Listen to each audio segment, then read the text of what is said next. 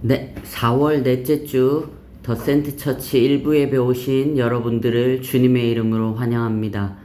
네, 지난주에 이어서 사울이 왕자리를 어떻게 생각하는지에 대해서 보도록 하겠습니다. 사울이 왕자리를 어떻게 생각하는지는 왕위 계승, 다음 왕이 누구냐라는 것에 대한 사울의 의견을 보면 가장 선명히 드러납니다.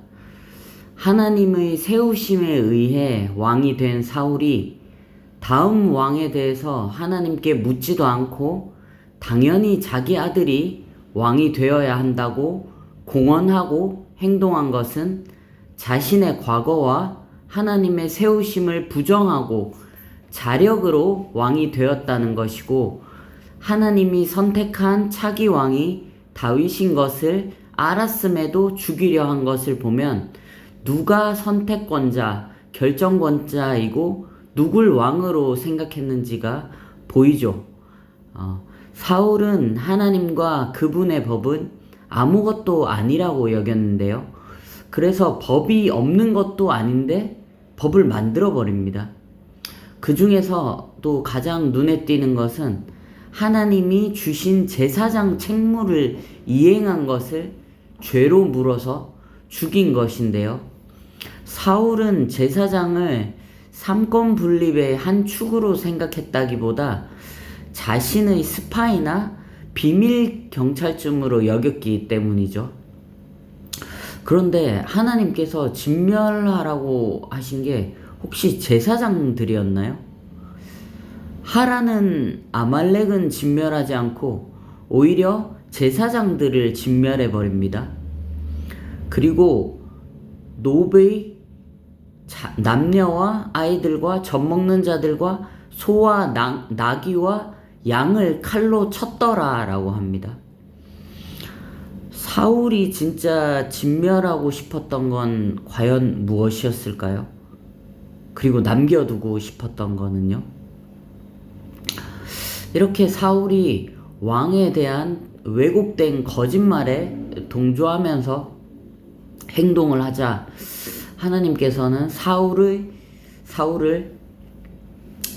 처음과 부르심을 기억할 수밖에 없는 장소와 상황으로 계속 인도하십니다. 사무엘이 전쟁 때 7일을 기다리라고 한 것은 사울이 왕이 될 때 7일을 기다린 경험, 그때의 일, 그때의 마음을 떠올리게 하려는 것이었습니다. 다윗을 잡으러 가다가 라마에서 여호와의 영이 임합니다. 이것도 사울이 처음 왕으로 부름받을 때를 떠올리게 하려는 겁니다. 장소를 잘 보시면 라마에서 임합니다. 처음 여호와의 영이 사울에게 임했던 블레셋 수비대에 있는 곳에서 불과 몇 킬로도 떨어져 있지 않는 곳에서 다시 여호와의 영이 임합니다. 나귀 못 찾았을 때의 경험을 통해서 인간적인 노력을 다해봤는데 결과가 시원찮을 때 뭘 해야 하는지, 지금 가진 것을 염려하지 말고 가는 길에서 하나님을 만나기를 갈망하는 사람들에 의해서 공급하심으로 필요들이 채워질 것을, 또 자기 고향에서 여호와의 영이 임하고 사람들 앞에 세워질 것을 통해서 사울의 미래에 왕이 되었을 때 닥칠 환경과 그로 인해 생길 갈망에 대해서도 이미 분명히 답을 하셨습니다. 사울은 자신을 깨우기 위한 하나님의 역사에 대해서 분명히 봤을 겁니다. 모른 게 아닙니다. 그런데 어떻게 사울이 그 전과 같이 살았을까요? 성경은 악령들의 역사들을 많이 기록해 놓았지만 사울처럼 대놓고 명시적으로 악신 들렸다고 표현하는 경우와 특별히 일생을 걸쳐 장기간 지속적으로 그것을 묘사한 경우는 드뭅니다. 우리는 귀신 들림의 최종 형태만을 보고 귀신 들렸다고 판단하기 때문에 귀신 들림이 거의 뭐 조종 단계부터 시작된다고 생각하고 두려워하는데, 유혹과 속임, 의지의 동조와 결합, 탈취, 이런 것들을 다 건너뛰고 일어나는 일은 아닙니다. 그러면 앙령이 어떻게 이렇게 오랫동안 사울을 속이고 마음을 빼앗고 연합해서 동력을 할 수 있었을까요? 사울이 아무리 질투심이 강하다고 해도 그렇지, 사울은 천천, 다윗은 만만 이라는 말만 듣고 갑자기 눈이 시뻘개져서 일생 동안 그랬다기에는, 그것만으로는 사탄이 평생 동안 사울을 속였다고 하기에는 뭔가 너무 개연성이 떨어져 보이지 않나요? 다윗의 기름 부음부터는 우리는 너무 쉽게 사울에게서 시선을 떼버리는데, 다윗과 골리앗의 전투를 보면 방금 질문에 답이 나옵니다. 왜냐하면 사울의 일생 동안 가장 많이 깊고 길게 모욕을 느낀 순간이었기 때문입니다. 40일 동안 밤낮으로 온갖 모욕을 주는데, 말로만, 전화 없이 채팅으로만 싸운다고 해도 힘들 텐데, 이건 눈앞에서, 심지어 이건 싸움이라기보다는 일방적 괴롭힘에 가까운 걸 당하면서 불안에 벌벌 떨었으니까 감금 고문의 스트레스나 트라우마 그 이상이었겠죠. 또 반항도 못하는 실력차에 상대는 얼마나 기세등등한 모습을 보였겠습니까? 이 피할 수도 없는 지옥과 같은 환경 속에서 사울이 대장으로서 얼마나 무기력함과 치욕에 허덕였을까요? 남들은 다 자기만 바라보는데, 보통 사람에게도 그랬겠지만 하물며 매 전쟁을 통해서 나의 위대함을 사람들에게 각인시키고 싶어하는 사람에게, 그리고 전쟁을 잘해서 왕자리에까지 올랐다고 믿는 사람에게 이것보다 더 쪽팔리고 굴욕적인 상황이 있었을까요? 차라리 한 번에 깔끔하게 싸우고 져버리는 게 변명하기에라도 편하지, 이건 빼도 박도 못하는, 변명을 할 수가 없는 기간이잖아요. 그런데 이게 다윗을 죽이려 하는 것과 무슨 관련이 있냐, 다윗이 이 문제를 해결하지 않았냐 할 수 있는데요. 자신을 신격화, 성역화하고 싶어하는 사람에게는 자기보다 더 높은 상대는 배울 수 있는 모델이나 기회라기보다는 자신의 열등함을 드러내는 것이고, 거기서 느낀 굴욕이 그 상징, 트리거, 트라우마 등 조금이라도 관련된 것들은 모두 제거함으로써 자신의 신격화에 방해되는 열등함을 감추려 한다는 겁니다. 그래서 지난주에 봤던 사울의 마음 두 개의 토대 위에 이렇게 견고한 집이 지어져 버려서 다윗을 볼 때마다 생각나고 거슬렸었는데, 딱 백성들의 말을 듣자마자 기름 부어져서 내가 필사적으로 무화과나무 엮어서 가려보려고 했지만 안 보이는 데서는 수군거림으로 입에서 입으로, 귀에서 귀로 이미 만천하에 소문이 파다하게 나 있구나.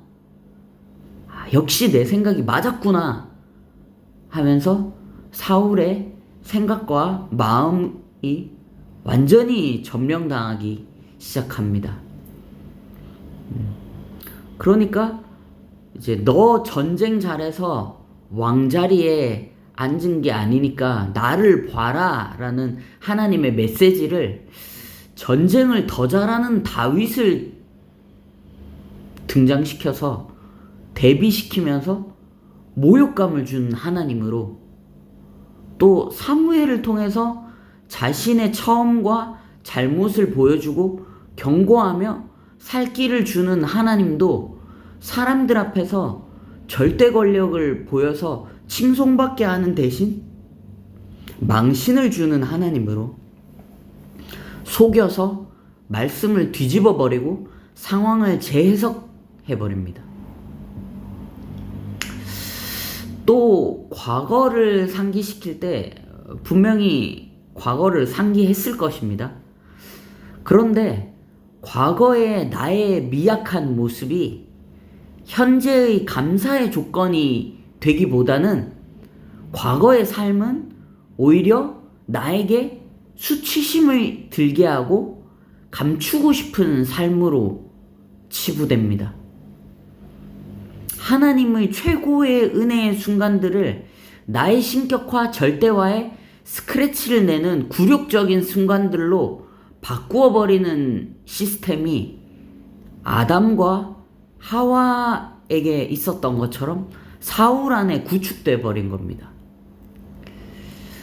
사울은 왕이 된 후에 역대 이스라엘 왕이나 주변국 왕들처럼 전쟁터에 용사들을 보냈어도 됐는데 여전히 직접 전쟁에 참가해서 진두지휘를 합니다. 이것이 이제는 다윗이 가져가 버린 자신이 암몬과의 전쟁 후에 누렸던 그 자리를 그리워하면서 되찾고 싶어 했던 마음이, 집념이 만든 행동들 같습니다. 또 스포트라이트에 대한 갈망의 깊이만큼 정작 그것을 빼앗아간 적은 따로 있는데도 다윗과 사무엘을 향한 미움이 그만큼 깊어지고, 그리고 나는 다윗보다 제사 잘 드리는데 그렇게 못났지 않은데 내 것만 받지 않으시고 나를 낮추시고 나에게만 침묵하시는 것 같은 하나님에 대한 억울함과 원망이 가인처럼 있었던 것으로 보여요.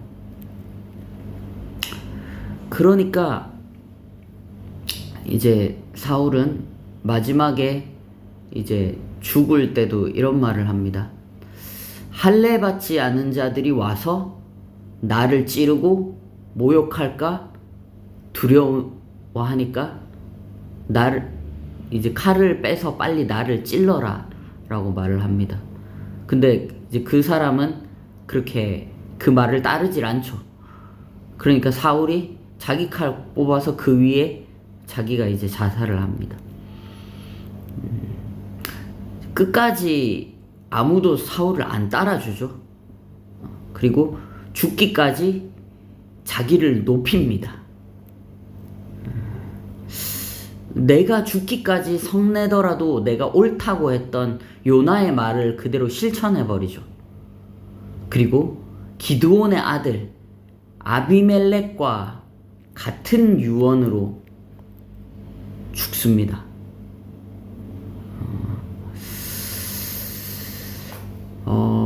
이제 사울은 이 정도로 보고요. 그리고 이제 다윗을 보도록 하겠습니다.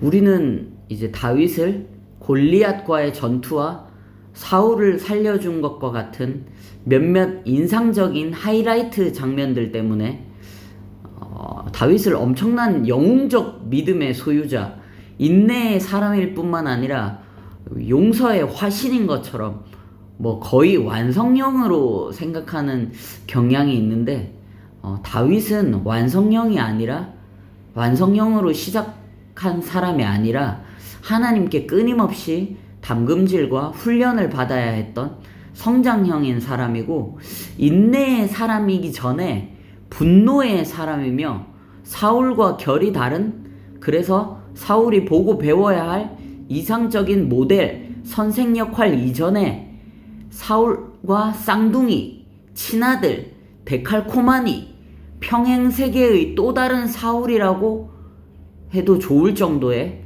닮은 모습을 성경은 보여줍니다. 똑같은 교실에서 똑같은 시험지를 받고 똑같은 문제를 풀어야 하는 학생이 똑같은 부분을 테스트 받고 넘어지고 다시 교육받으면서 오답풀이하고 재시험을 치는 모습을 그의 일생을 걸쳐서 보여줍니다. 아니, 사울과 다윗이 같은 유형이라는데 어떻게 다윗에게만 하나님을 향한 갈망과 기도, 회개가 있습니까? 과연 사울과 다를 바 없는 다윗에게 어떻게 그 갈망과 기도와 회개가 생기는지 한번 보시죠. 근데 우선 분노의 사람이라는 것부터 보겠습니다. 지난주 성경 읽기 마지막이 다윗과 나발의 이야기였죠. 별로 특별하지도 않아 보이는 이런 얘기가 왜 굳이 기록되었는지 이상하지 않습니까? 그것도 사울에게 해준 용서들 사이에 모순돼 보이기도 하고요. 다윗은 떠돌이 생활을 하면서 사설 경호용력, 전쟁 용병업을 하면서 자신을 따르는 사람들과 살림을 꾸려갔던 것 같습니다. 그런데 오늘 본문은 굉장히 황당한 사건을 보여주는데 말투는 점잖게 하지만 결국 내가 네 거 뺏을 수 있었는데도 안 뺏었으니까 그 대가를 지금 내라는 건데 요즘 시대의 어떤 부류의 사람들과 똑같아서 좀 황당한데요. 마치 시장 상인들한테 보호세, 자릿세 운운하면서 돈 뜯는 조폭들의 모습과 똑같죠.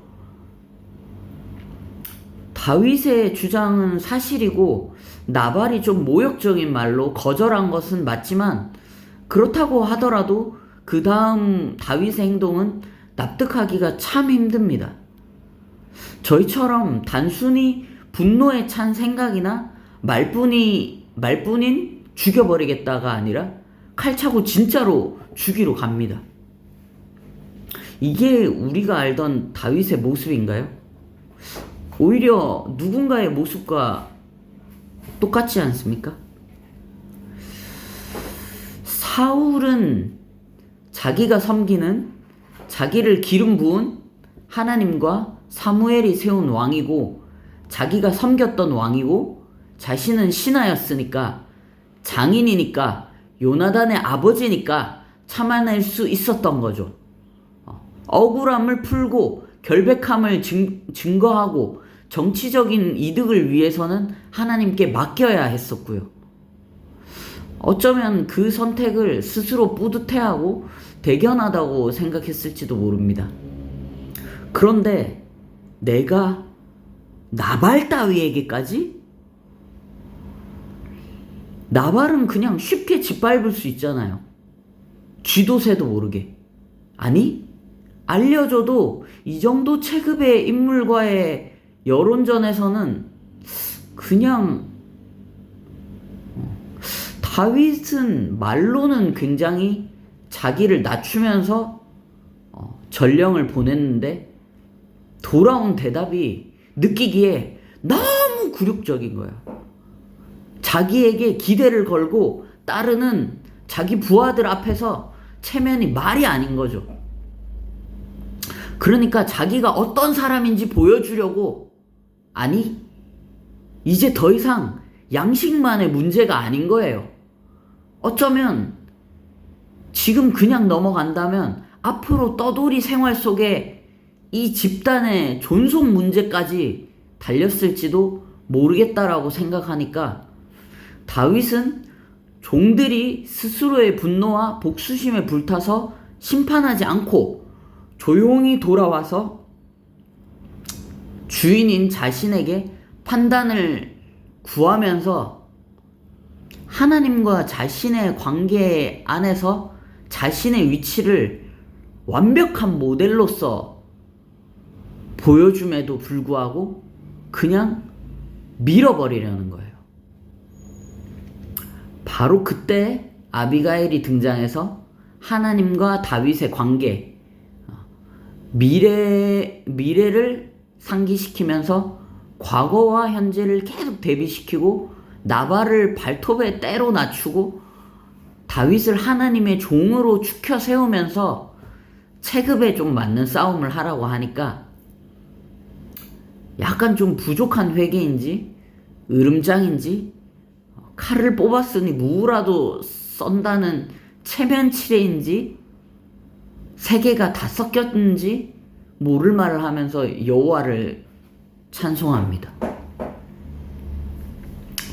하나님의 일 때문에 화가 난 것이 아니라 자신이 세운 계획이 어그러진 것 때문에 분노한 자신이 보이기 시작합니다. 여호와의 전쟁이 아니라 자신의 전쟁을 싸우려는 자신의 모습이 보이기 시작했습니다. 아, 내가 시선을 사람과 상황에 뒀구나. 그래서 나를 낮추시고 훈련시키시는 하나님의 손길은 보지 않고 탈취하기에만 급급하여 내 감정 해결에만 급급하여 남의 시선 살피는 것에만 급급하여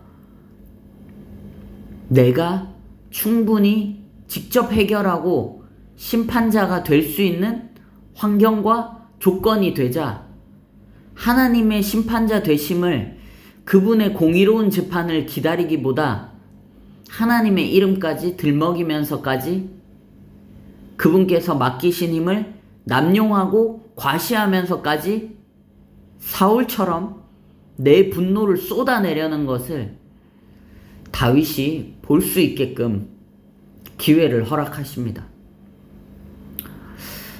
다윗은 분노와 뗄래야 뗄 수 없는 관련을 가진 사람입니다. 이게 골리앗의 경우에는 분노가 굉장히 좋게 쓰입니다. 감히 할례도 받지 않는 놈 따위가 내 주인을 욕하다니 죽여버리겠다. 미갈과 맞지 않고 싸웠던 이유도 자기를 무시해서였죠. 다윗을 잘 아는 나단은 일부러 다윗이 화를 낼 만한 예를 들면서 죄를 지적합니다. 밧세바의 솔로몬 약속, 왕위 계승 약속 상기할 때나 아비가일이 또 다른 사람들이 다윗의 대화 속에서 왜 하나같이 왜 지나칠 만큼 납작 엎드리는 말투를 구사할까요? 다윗이 어떤 사람인지 뭘 좋아하는지 잘 아는 겁니다. 또 수틀리면 분노하고 죽이는 사람이라는 걸요. 반면에 다윗은 대부분 단정적이고 단호한 명령조의 말투를 쓰고요.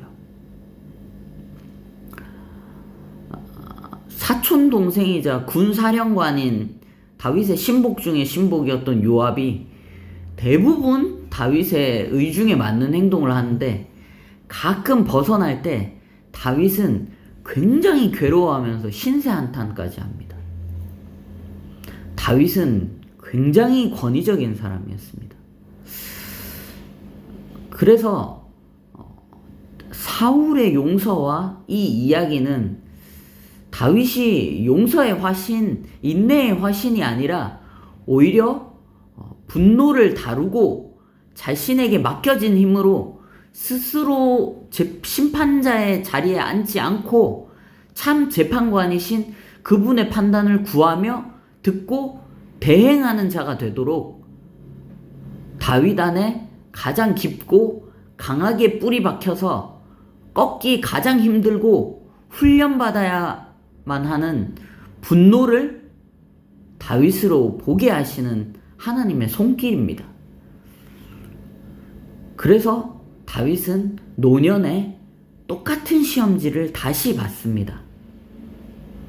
네, 오늘은 여기까지 하고 다음 주는 오늘 언급한 사울과 다윗의 공통점 같은 걸 보도록 하겠습니다. 네, 찬양하시겠습니다.